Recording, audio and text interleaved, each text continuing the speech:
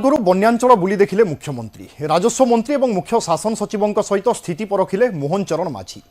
मालकानगिरी जिलापाल और विभिन्न विभागीय अधिकारी सहित प्रभावित अंचल क्षयक्षति नहीं समीक्षा बैठक करथिले। बन्या समय लोकंकु सचेतन करने सहित जिला प्रशासन बन्या मुकाबिला पई प्रस्तुत थिबारु जीरो काजुआलिटी सहित विशेष क्षयक्षति होई नाही। जिले में ओड्राफ अग्निशम विभाग उद्धार कार्य प्रशंसा करिसेंति राजस्व मंत्री कहते आवश्यक स्थले जिले में एनडीआरएफ टीम सहित पर्याप्त हेलिकप्टर व्यवस्था करा जायथिला। जिले में 8,830 हेक्टर चाष जमी जलमग्न हो व्यापक क्षयक्षति होइछि। 576टी घर आंशिक भांगी, 21टी घर संपूर्ण भांगी, 15टी तलिया पोल रही। डिसेम्बर 2025 सुधा उच्चा पोल निर्माण शेष हो। बन्या प्रभावित लोकों जहाँ क्षति होइछि सेमानंकु खूब शीघ्र क्षतिपूरण दियाजिबो बोली राजस्व मंत्री सुरेश पुजारी कहछन्ति। कोरापुट जिला एवं मालकानगिरी जिला उभय जिला क्षतिग्रस्त होबार संभावना दृष्टि आगुरु राज्य सरकार जिला प्रशासन को सतर्क करने फल जिला प्रशासन मध्य सतर्क थिली।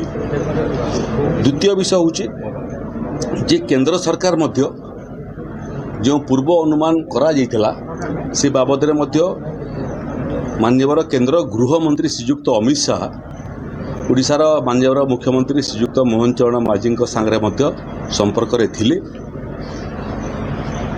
ओडिशा सरकारंकर गृह सचिव एवं केंद्र गृह सचिव मध्य संपर्क रे थिले। ये क्रम रे समस्त आवश्यक सहयोग जोगई देवा पई मध्य केंद्र प्रस्तुत थिला। से क्रम रे ओडीआरएफ रो सेवा जदि पर्याप्त न हुए ताहले एनडीआरएफ को मध्य सतर्क कराइतिला। आवश्यक पड़े सेमानकर मध्य व्यवहार ही थांता। एनडीआरएफ ठारू मध्य अधिक आवश्यकता यदि पड़ी थांता बेले बीएसएफ को मध्य स्टैंड बाय रखाइला केंद्र सरकार को द्वारा। तेणु पूर्व प्रस्तुति पर्याप्त पूर्व प्रस्तुति थिला, किंतु से सहयोग आमको आवश्यकता पड़ला नहीं, आमे संभाली देलु। चपर मध्य आवश्यकता दृष्टि केंद्र सरकार जिते दरकार चपर पहुँचाई प्रतिश्रुति देते एवं केंद्र सरकार यार वर्षा और तजनित क्षयक्षति बाबद खबर रखुले। मु मालकानगिरी वासी को एवं कोरापुट